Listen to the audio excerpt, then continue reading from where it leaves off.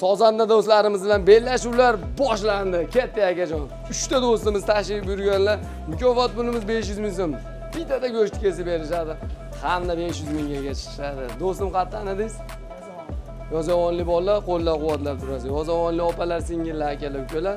Do'stimizga bitadan like urib turib, olg'a deb qo'ysalar tamom 1000 gramni bitada keltirib berishadi. Gap so'z yo'q, shoshilmasdan 7 o'lchab bir kesasiz. Yozavonliman degan joyga nima kulyaptilar? Sizlar yozavonlisizlar, malades. Yormozor go'sht markazining yozavonli insonlar bosib ketdi.